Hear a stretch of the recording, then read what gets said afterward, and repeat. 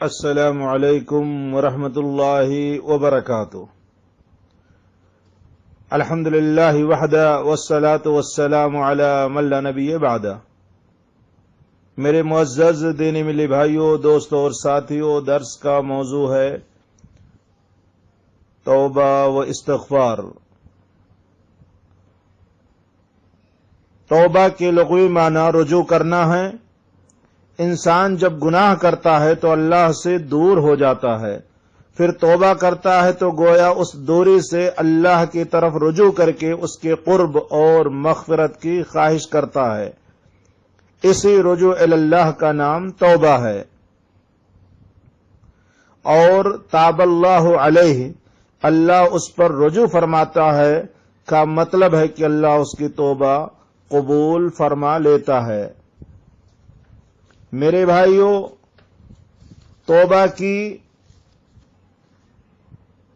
توبہ ہر گناہ سے واجب ہے۔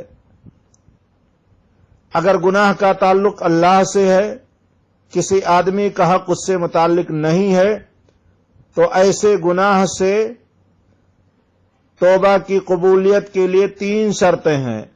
پہلی یہ کہ اس گناہ کو چھوڑ دے جس سے وہ توبہ کر رہا ہے۔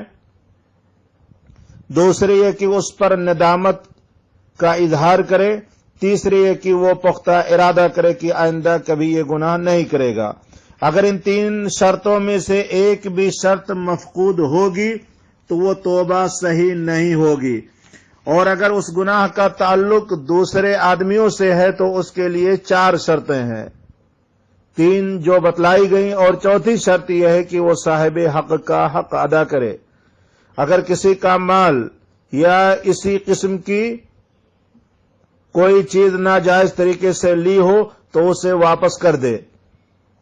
کسی پر تہمت وغیرہ لگائی ہو تو اس کی حد اپنے نفس پر لگوائے یا اس سے معافی طلب کر کے اس کو راضی کرے۔ اگر کسی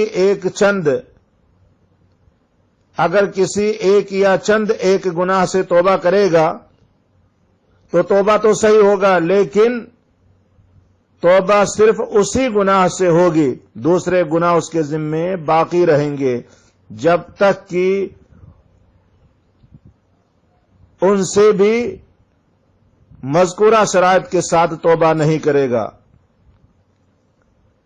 توبہ کے میرے بھائیو وجوب پر کتاب و سنت کے بکثرت دلائل اور امت کا اجماع موجود ہے۔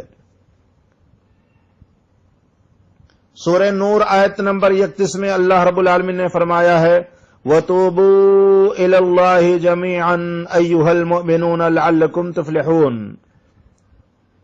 اے مومنو، سب کے سب اللہ کی طرف رجوع توبہ کرو، شاید کہ تم کامیاب ہو جاؤ۔ اور اللہ رب العالمین نے سورہ ہود آیت نمبر 3 میں فرمایا اپنے رب سے استغفار کرو اور اس کی طرف رجوع کرو۔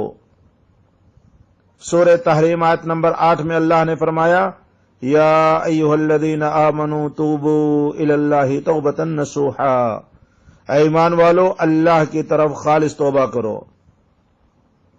حضرت ابو ہریرہ رضی اللہ تعالیٰ عنہ روایت کرتے ہیں کہ میں نے سنا نبی کریم صلی اللہ علیہ وسلم فرماتے تھے اللہ کی قسم میں دن میں 70 مرتبہ سے زیادہ اللہ سے گناہوں کی بخشش مانگتا اور اس کی بارگاہ میں توبہ کرتا ہوں۔ اس حدیث میں توبہ کی ترغیب دلائی گئی ہے کہ نبی کریم صلی اللہ علیہ وسلم جو مغفور تھے، اللہ نے آپ کے اگلے پچھلے تمام گناہ معاف کر دیے تھے، اس کے باوجود دن میں آپ 70 مرتبہ اللہ سے توبہ استغفار کرتے تھے۔ تو ہم تو میرے بھائیوں سر سے لے کر کے پاؤں تک گناہوں میں ڈوبے ہوئے ہیں، ہمیں کہیں زیادہ اللہ رب العالمین سے اپنے گناہوں پر آنسو بہانا چاہیے، خالص توبہ کرنی چاہیے۔ اسی طریقے سے توبہ کرنے سے اللہ رب العالمین خوش ہوتے ہیں۔ نبی کریم صلی اللہ علیہ وسلم نے فرمایا اللہ رب العالمین اپنے بندے کی توبہ سے اس شخص سے کہیں زیادہ خوش ہوتا ہے جس نے کسی جنگل بیابان میں اپنا اونٹ گم کر کے پھر پا لیا ہو۔ بخاری اور مسلم کی روایت بخاری اور مسلم کی ایک روایت کے الفاظ کچھ اس طرح سے ہیں: یقیناً اللہ تعالیٰ اپنے بندے کی توبہ سے جب وہ اس کی طرف توبہ کرتا ہے اس آدمی سے بھی زیادہ خوش ہوتا ہے جو کسی جنگل بیابان میں اپنی سواری پر سوار ہو، اسی پر اس کے کھانے پینے کا سامان بھی موجود ہو کہ وہ سواری اس سے چھوٹ جائے، اور تلاش بسیار کے بعد وہ اس کے پاس مایوس ہو کر ایک درخت کے سائے تلے آ کر لیٹ جائے۔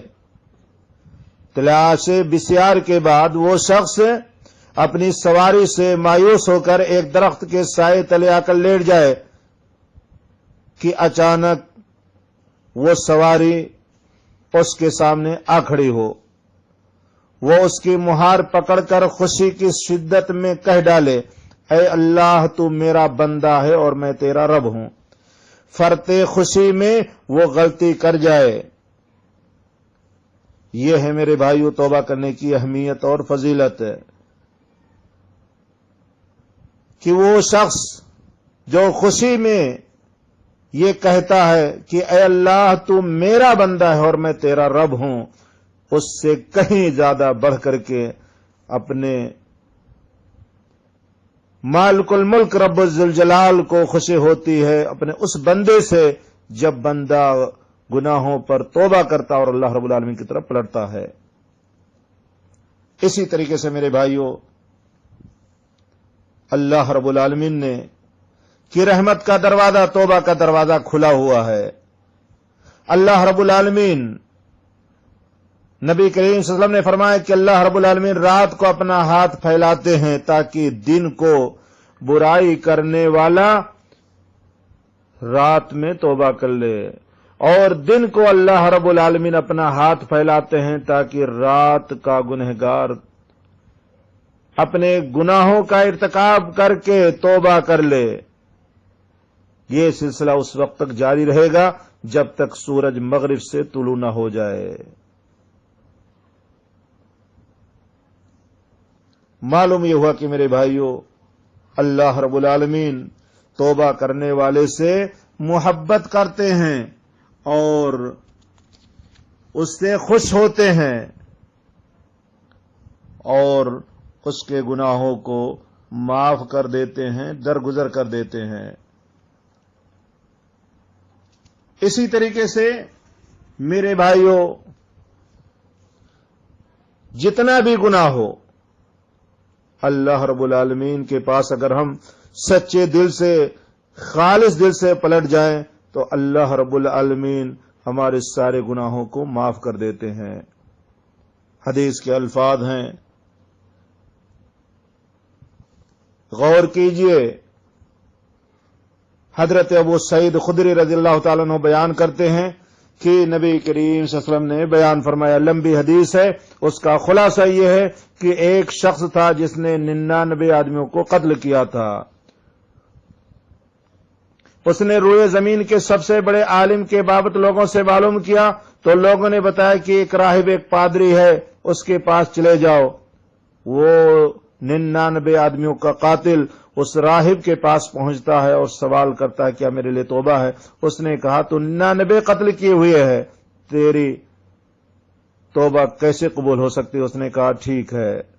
اس پادری کو بھی قتل کر کے 100 کی تعداد پوری کر لی۔ پھر اس نے پوچھا، دریافت کیا کہ کوئی عالم ہے؟ تو لوگوں نے بتایا، ایک عالم کی نشاندہی کی۔ وہ شخص اس کے پاس جا کر کے پہنچا اور اس سے کہا کہ میں 100 آدمیوں کا قاتل ہوں، کیا میرے لیے توبہ ہے؟ اس عالم نے کہا کہ کون ہے جو تمہارے اور توبہ کے درمیان حائل ہو؟ جاؤ فلاں زمین پر چلے جاؤ، وہاں کچھ ایسے لوگ ہیں جو اللہ کی عبادت کرتے ہیں، تو بھی ان کے ساتھ اللہ کی عبادت کرو اور اپنی زمین کی طرف واپس نہ آنا، یہ برائی کی زمین ہے۔ چنانچہ اس نے نیکیوں کی اس بستی کی طرف سفر شروع کر دیا۔ ابھی اس نے آدھا راستہ ہی طے کیا تھا کہ اسے راستے میں موت آ گئی۔ اب رحمت کے فرشتے اور عذاب کے فرشتے دونوں آ جاتے ہیں اور ان کے مابین جھگڑا شروع ہو جاتا ہے۔ رحمت کا ملائکہ رحمت نے کہا وہ تائب ہو کر کے خالص توبہ کر کے آیا تھا اور دل کی پوری توجہ سے وہ اللہ کی طرف آنے والا ہے۔ عذاب کے فرشتے نے کہا کہ اس نے کبھی بھلائی کا کام نہیں کیا، اس لیے وہ عذاب کا مستحق ہے۔ ان فرشتوں کے مابین یہ جھگڑا جاری تھا کہ ایک فرشتہ آدمی کی شکل میں آیا، اس سے انہوں نے اپنا فیصل بنا لیا۔ اس نے فیصلہ دیا کہ دونوں زمینوں کے مابین مسافت کو ناپو، یعنی جس علاقے سے وہ آیا تھا وہاں سے یہاں تک کا فاصلہ اور یہاں سے نیکوکاروں کے علاقے کا فیصلہ، دونوں کی پیمائش کرو، ان دونوں میں سے وہ جس کے زیادہ قریب ہو وہی اس کا حکم ہوگا۔ چنانچہ انہوں نے پیمائش کی تو انہوں نے اس زمین کو زیادہ قریب پایا جس کی طرف وہ ارادہ کیے جا رہا تھا، پس اسے رحمت کے فرشتوں نے اپنے قبضے میں لے لیا۔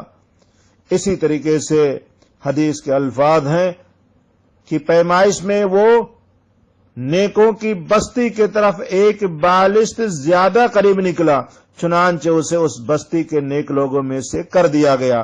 اسی طریقے سے حدیث کے ایک روایت میں حدیث کے الفاظ کچھ اس طرح سے ہیں کہ اللہ رب العالمین نے اس زمین کو جہاں سے وہ آ رہا تھا حکم دیا کہ تو دور ہو جا، اور ارض صالحین کو جس کی طرف جا رہا تھا حکم دیا کہ تو قریب ہو جا، اور فرمایا کہ ان دونوں کے مابین فیصلہ ناپو، ان دونوں کے مابین فاصلہ ناپو۔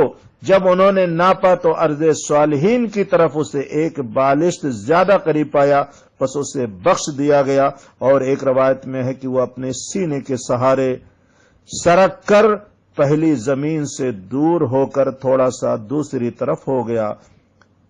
دیکھیے میرے بھائیو، صحیح البخاری کتاب الانبیاء اور صحیح مسلم کتاب التوبہ، اس حدیث سے معلوم ہوا کہ گنہگار سے گنہگار ترین شخص کے لیے بھی رب کی رحمت کا دروازہ کھلا ہوا ہے، توبہ کا دروازہ کھلا ہوا ہے، اور اللہ رب العالمین ہر ایک کی توبہ قبول فرماتے ہیں بشرطے کہ خالص توبہ کرے۔ لہذا میرے بھائیوں، ہمیں اللہ کی رحمت سے مایوس نہیں ہونا چاہیے، ہمارے گناہ کتنے بھی ہوں لیکن پھر بھی رب کی رحمت کا دروازہ کھلا ہوا ہے، توبہ کا دروازہ کھلا ہوا ہے۔ رات کے اندر بھی اللہ رب العالمین ہماری توبہ کو قبول کرتے ہیں، دن کے اندر بھی اللہ رب العالمین ہماری توبہ کو قبول کرتے ہیں۔ لہذا ہمیں نا امید نہیں ہونا چاہیے بلکہ رب ذوالجلال کا دروازہ کھٹکھٹانا چاہیے، اللہ رب العالمین کی طرف خالص دل سے متوجہ ہونا چاہیے۔